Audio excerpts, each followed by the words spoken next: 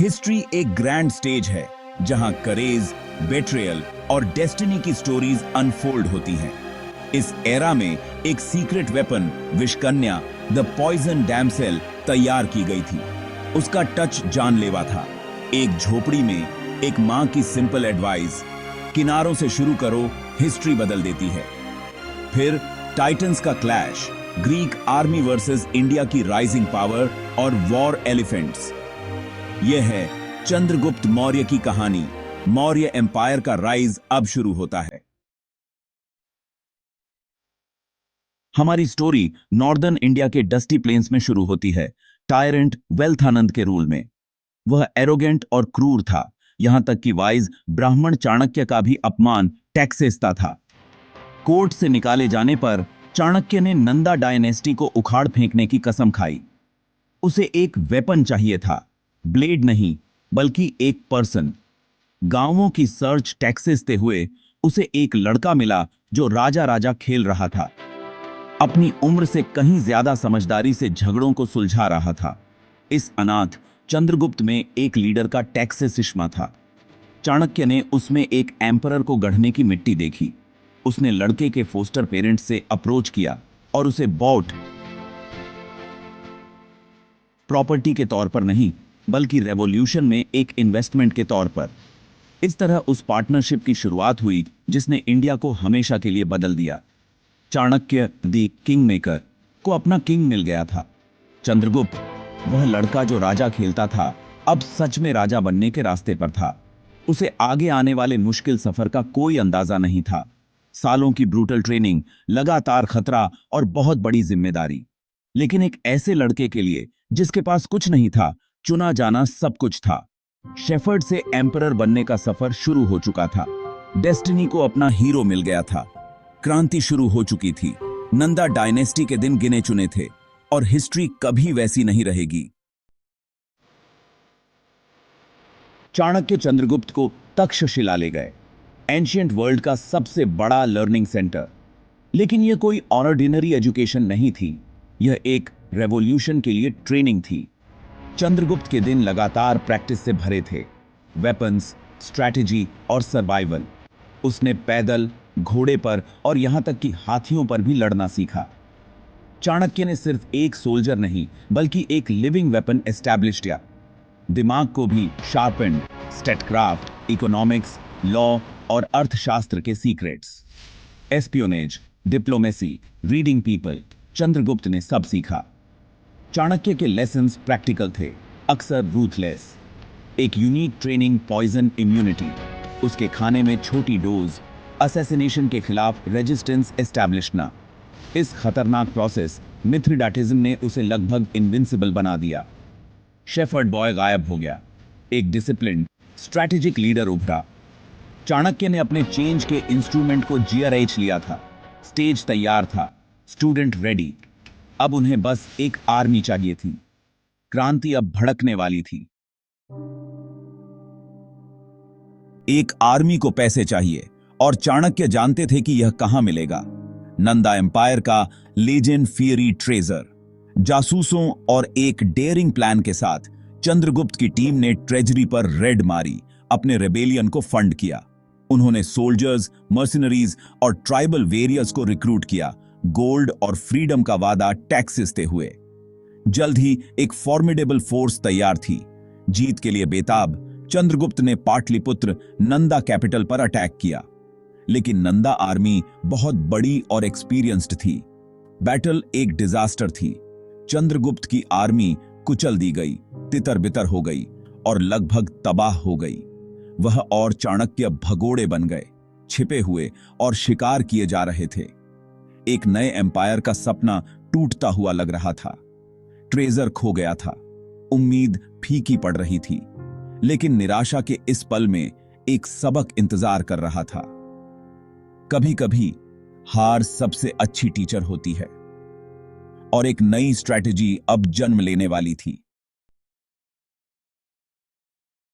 छुपते छुपाते चंद्रगुप्त और चाणक्य एक विलेज में पहुंचे, जहां एक मां ने बेटे को खिचड़ी के किनारे से खाने की सलाह दी। यह साधारण बात उनके लिए युद्ध की रणनीति बन गई। सीधे केंद्र पर हमला नहीं, किनारों से बिगिनिंग।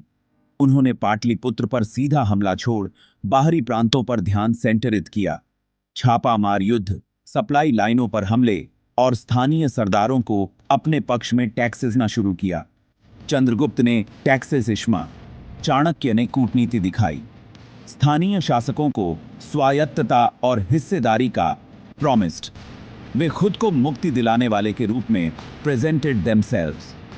धीरे धीरे बाहरी इलाके उनके नियंत्रण में आने लगे। हर जीत के साथ सेना ग्रू स्ट्रॉन्गर। अब वे बागी नहीं, एक वैध शक्ति बन चुके थे। राजधानी Pataliputra began to be isolated। Final confrontation पास था, लेकिन इस बार चंद्रगुप्त रेडी। खिचड़ी की सीख ने युद्ध की दिशा चेंज्ड। चंद्रगुप्त ने उत्तर पश्चिम में ताकत बढ़ाई। चाणक्य ने मनोवैज्ञानिक युद्ध छेड़ा। जासूसों ने अफवाहें फैलाई, मंत्रियों में झगड़े, टैक्सेस आए और भ्रष्ट अधिकारियों को दोहरा एजेंट एस्टैब्लिश किया।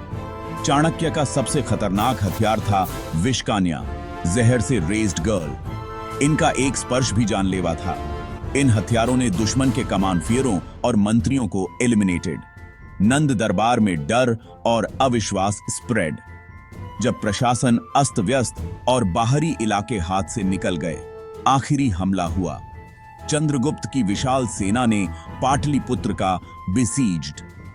नंद सेना हताश थी, राजा फियारा हुआ। अंतिम युद्ध भयंकर था, लेकिन नतीजा डिसाइडेड। वेल्थानंद पकड़ा गया, उसका वंश एंडेड। 20 साल की उम्र में चंद्रगुप्त मगध का सम्राट एस्टैब्लिश्ड। मौर्य साम्राज्य का वॉज बॉर्न। चंद्रगुप्त के साम्राज्य को पश्चिम से नया खतरा मिला। सेल्यूकस निकेटर, सिकंदर के आर्मी पति ने भारत पर हमला किया, लेकिन सामने अब एकीकृत मौर्य साम्राज्य था। यूनानी सेना अपनी फेलैंक्स और घुड़सवारों के लिए जानी जाती थी, लेकिन चंद्रगुप्त के नियर हाथियों की वास्ट कंटिंजेंट, हजारों हाथियों की गर्जना से यूनानी घोड़े फ्लेड। युद्ध निर्णायक रहा। Seleucus was badly defeated। उसने शांति संधि की ऑफर्ड। बदले में चंद्रगुप्त को अफगानिस्तान और बलूचिस्तान के क्षेत्र मिले। चंद्रगुप्त ने सेल्यूकस को 500 युद्ध हाथी दिए। गठबंधन पक्का टैक्सेस ने के लिए विवाह भी हुआ सेल्यूकस की बेटी हेलेना से। यह कूटनीति का मास्टर स्ट्रोक था। सभ्यताओं की टक्कर अब एकता में ट्रांसफॉर्म्ड। व्यापार और सांस्कृतिक आदान प्रदान के नए रास्ते ओपन्ड। सम्राट चंद्रगुप्त का जीवन भव्यता और डर से फिल्ड विथ। चाणक्य प्रधानमंत्री बने, सुरक्षा पैरामाउंट। महल रहस्यों और साजिशों का किला था। हर आगंतुक की जांच होती, खाना स्वाद टैक्सेस था टेस्टेड। सम्राट कभी लगातार 2 रात एक ही कक्ष में नहीं स्लेप्ट। सत्ता की कीमत थी अकेलापन और विजिलेंस, लेकिन चंद्रगुप्त का शासन स्वर्ण युग प्रूव्ड टू बी। चाणक्य के मार्गदर्शन में कुशल प्रशासन एस्टैब्लिश्ड। साम्राज्य प्रांतों में बंटा, अधिकारी कर और न्याय मैनेज्ड। गुप्तचर सेवा हर कोने की ब्रॉट न्यूज। किसानों के लिए सिंचाई, नहरें, बांध बिल्ट। एक ही मुद्रा, भव्य राजमार्ग। व्यापार बिकेम इजी। विजेता, निर्माता और एडमिनिस्ट्रेटर चंद्रगुप्त ने समृद्ध भारत की लेड द फाउंडेशन। 24 साल के शासन के बाद चंद्रगुप्त ने सब कुछ अचीव्ड एवरीथिंग, लेकिन उम्र के साथ ताज का बोझ begin to feel heavy. Magadh में भयंकर अकाल पड़ा। सम्राट खुद को फेल्ट हेल्पलेस। जैन मुनि भद्रबाहु की भविष्यवाणी ने उन्हें डीपली अफेक्टेड। उन्होंने अकाल को अपने टैक्सेसमों की गलती माना। सम्राट ने सब कुछ त्यागने का फैसला किया। सिंहासन पुत्र बिंदुसार को सौंपा। धन और सत्ता गेव अप। वे मुनि भद्रबाहु के शिष्य बन गए। श्रवण बेलगोला की पहाड़ियों में साधु का जीवन जिया। अंतिम साल प्रार्थना और ध्यान में स्पेंट। सल्लेखना व्रत द्वारा एम्ब्रेस्ड डेथ। जिसने पैलेसों में जीवन बिताया, उसने गुफा में फाउंड पीस। ग्वाले से सम्राट, सम्राट से एसेटिक, चंद्रगुप्त की यात्रा इतिहास की सबसे प्रेरणादायक गाथाओं में से एक है।